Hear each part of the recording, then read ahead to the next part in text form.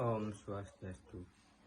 Perkenalkan, nama saya Made Bagus Manik Satria Utama dari kelas 11 MIPA 2, nomor absen 16. Di sini saya akan mempresentasikan hasil PowerPoint yang telah saya buat, yaitu materinya mengenai larutan penyangga.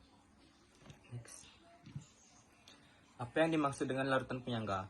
Larutan penyangga adalah larutan yang dapat mempertahankan pH. Artinya, jika ke dalam larutan tersebut ditambahkan sedikit asam atau basa atau sedikit air, pH-nya tidak berubah atau perubahannya hanya sedikit saja.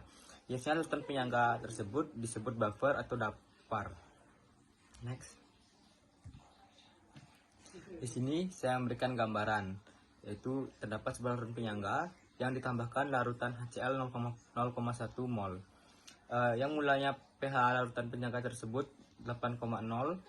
Kemudian setelah ditambahkan larutan HCl 0,1, pH-nya menjadi 7,9. Hal tersebut menandakan bahwa larutan tersebut memang benar larutan penyangga.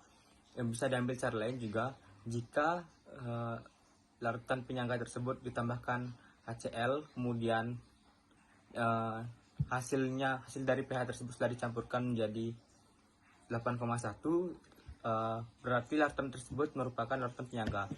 Dan kita ambil contoh lain, jika ditambahkan larutan NaOH dan hasil pH yang setelah dicampurkan menjadi 8,1, hal tersebut bisa dimaksud sebagai larutan penyangga. Tapi jika setelah ditambahkan NaOH, hasil dari pH-nya menjadi 10, hal tersebut bukan sebagai larutan penyangga. Next. Sekarang saya akan bahas cara membuat larutan penyangga.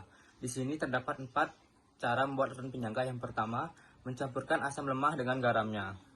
Itu di sini ada contohnya, kita mencampurkan CH3COOH dengan CH3COONA. CH3COOH sebagai asam lemah, kemudian CH3COONA sebagai garamnya.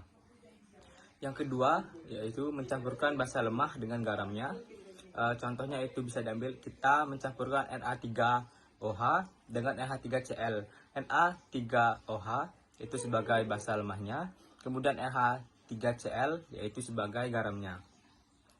Cara yang ketiga yaitu mencampurkan asam lemah dengan basa kuat dengan syarat asam lemah harus berlebih.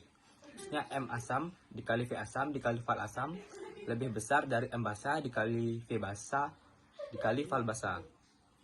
Kemudian yang keempat yaitu mencampurkan basa lemah dengan asam kuat dengan syarat basa lemah harus berlebih, yaitu dengan M basa kali V basa dikali val basa lebih besar dari M asam dikali V asam dikali val asam. Di sini kita bisa mengambil kesimpulan bahwa 4 cara membuat larutan penyangga, yaitu pertama mencampurkan asam lemah dengan garamnya, mencampurkan basa lemah dengan garamnya, kemudian yang ketiga asam lemah, syaratnya itu asam lemah harus berlebih, kemudian syarat yang keempat itu basa lemah harus berlebih. Sekian hasil dari presentasi saya mengenai larutan penyangga. Terima kasih. Om Santi Santi Santi Om.